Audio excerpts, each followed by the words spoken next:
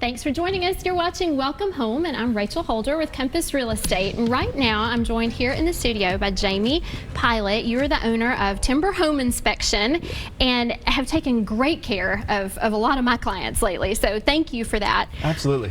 You do home inspections for buyers, pre-inspections for folks going on the market to sell. I know you do new construction inspections, so you really run the gamut of kind of the home expert business, right? Yes. We look at homes that are going to be listed. We look at homes that are already listed for buyers. We even look at, I've had homeowners who've owned their house for 20 years and just sort of want to know what's going on. They haven't had any issues, but they don't know that they might have some issues. So we even look at houses for owners that aren't planning on buying or selling. Tell me a little bit, because I think we're all familiar with, or at least a lot of us are, of the home buying, you get a home inspection to check the house out process. But pre-inspections are something I think that maybe people are not as familiar with when you're getting ready to list on the market and that sort of thing. So tell me a little bit about the importance of that, because folks may be watching and thinking, hey, I'm thinking about maybe listing my house this spring or summer. Absolutely. Once you're under contract as a seller, you're kind of over the barrel.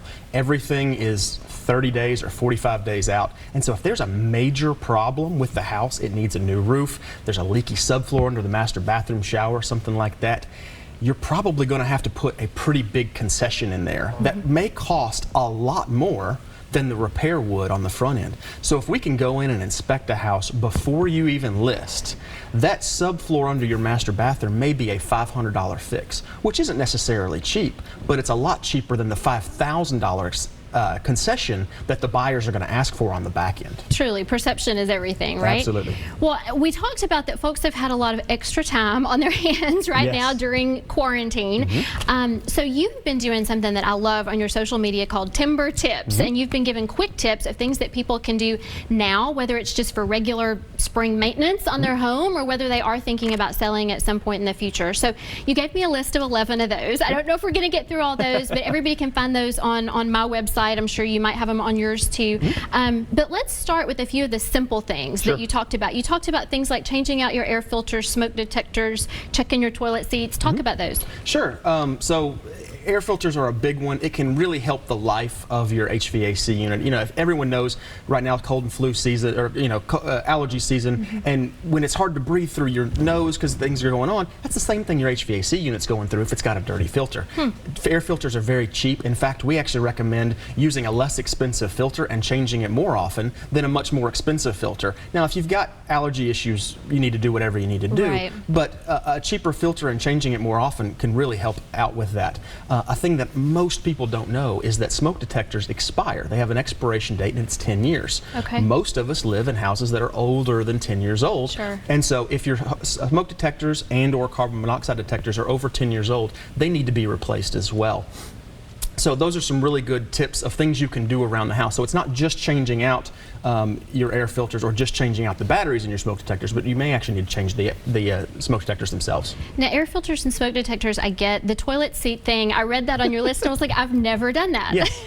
So, but it makes sense that you need to check these things. Absolutely. So especially with if you're have a two-story house with a bathroom upstairs, if that toilet leaks, it's coming down on all your pretty stuff in the first floor. So what we recommend is you actually stand over the top of it and just give it a little bit of a rock. Don't get rid of it old heave-ho. You might knock it off, but give it a little bit of a rock. If it shimmies or it rocks, it needs to be tightened down. And under the little caps at the back are two little nuts, and just tighten it down to a hand tighten. If you really crank it down, you may crack the bowl. So be very careful when you do that. But that is what we call a wet seal, and water can get around the side of it if it's not perfectly in place when you're rocking it by sitting down and getting up from it, and it can make it loose and create a leak. It's also important on the first floors as well, because you do have a crawl space underneath on many of our houses here. Some other things that you talk about inside, going in the attic and crawl space to just kind of check those out, draining the water heater too. So draining the water heater, a water heater is going to last in the ballpark of 7 to 14 years, and we have some that unfortunately die earlier than that, and we have some that will last much longer than that, but you can get your length of time out of it a lot better if you drain it every year. And there's an order of process for that, and I'll talk to an electrical one real quick. Is you want to turn the water supply off and then turn the power supply off, because you don't want those electrical elements heating up with no water in there. Okay. Then you need to hook a hose up and run it out to your yard. Don't let your kids play in that water. That water's going to be around 120, 125 degrees, so don't let anybody play in that water. Drain it completely, and it may have some junk in it at the end of and that's what you're trying to get out of there. And then just do everything in reverse.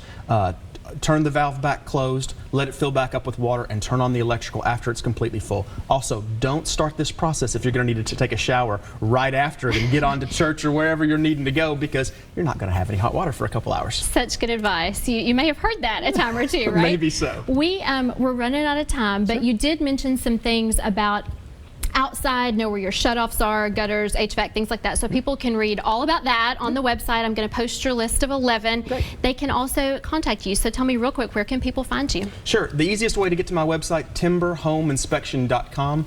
Timber like wood. You can find us on Instagram at Timber Home Inspection, and reach us on our phone at 615-479-9571.